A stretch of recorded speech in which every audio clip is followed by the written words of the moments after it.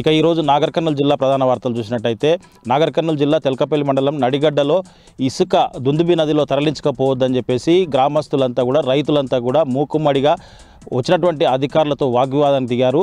ఈ ఇసుకతో తర్వాత ఈ వాగుతో మాకు అనుబంధం ఉంది, చాలా తరతరాలుగా ఈ వాగులో ఉన్నటువంటి ఇసుక మాకు గ్రౌండ్ వాటర్ని ఇస్తుంది, దాంతోపాటు పంట పొలాలు పచ్చగా ఉంటున్నాయి, దీంతోపాటు తాగునీరు కూడా మాకు సస్యశ్యామలంగా ఉంటుంది. ఒక్కసారిగా ప్రభుత్వం ఇసుక తరలించడానికి అనుమతులు ఇస్తే మేము ఎటు పోవాలి, మా పంటలు ఎట్లా పండించుకోవాలి, మా రాబోయే తరాలు ఎట్లా జీవించాలని చెప్పేసి వాళ్ళు వచ్చినటువంటి అధికారులను నిలదీసినటువంటి పరిస్థితి. మొత్తంగా ఇసుక తరలిస్తే ఎంతకైనా మేము ప్రాణ త్యాగాలకైనా సిద్ధమవుతాం, కానీ ఇసుక తరలిస్తే ఊరుకునే ప్రసక్తి లేదని చెప్పేసి సంబంధిత అధికారులు ప్రజాప్రతినిధులు ఇప్పటికైనా స్పందించి ఇసుకకు తరలించకుండా అడ్డుకట్ట వేయాలని చెప్పేసి వాళ్ళు విజ్ఞప్తి చేయడంతో పాటు ప్రభుత్వాన్ని కూడా డిమాండ్ చేసినటువంటి పరిస్థితి కనిపించింది. మరొక వార్త చూసినట్టయితే ఈరోజు జిల్లాలో జరిగినటువంటి గ్రామ సభలలో అన్ని గందరగోళాలు, బహిష్కరణలు, అడ్డగింపులు జరిగినట్టుగా మనకు స్పష్టంగా అర్థమవుతూ ఉంది.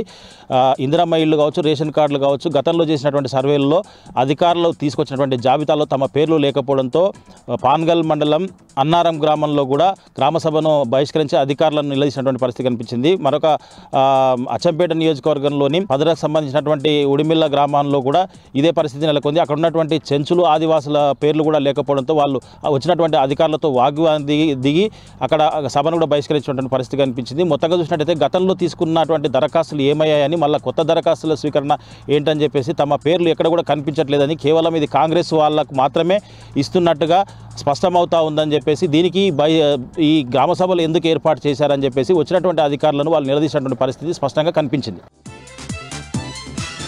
మరొక వార్త చూసినట్టయితే నాగర్ కర్నూలు జిల్లా కేంద్రంలోని జిల్లాకు సంబంధించినటువంటి ఆశా వర్కర్లు ఆందోళనకు దిగారు. గతంలో కాంగ్రెస్ ప్రభుత్వం అధికారంలోకి వస్తే 18,000 జీతం ఇస్తానని చెప్పేసి సంవత్సరం పైగా ప్రభుత్వం వచ్చినప్పటికీ ఇప్పటికీ అమలు చేయకపోవడంతో వాళ్ళు దఫల వారీగా ఉద్యమాలు చేస్తూ ఉన్నారు. సిఐటి అనుబంధంతో వాళ్ళు ఈరోజు 10 కిలోమీటర్ల పాదయాత్ర చేస్తూ కలెక్టరేట్ వరకు వెళ్ళి అక్కడ అదనపు కలెక్టర్కు వినతి పత్రం ఇచ్చినటువంటి పరిస్థితి కనిపించింది. వాళ్ళు మొత్తంగా ఇచ్చినటువంటి హామీని నెరవేర్చాలని చెప్పి దాంతోపాటుగా మరిన్ని డిమాండ్లు ఉన్నాయని చెప్పేసి ఇవన్నీ కూడా అమలు చేయకపోతే దశల వారీగా ఉద్యమాన్ని ఉధృతం చేస్తామని చెప్పేసి కూడా వాళ్ళు తేల్చి చెప్పినటువంటి పరిస్థితి కనిపించింది.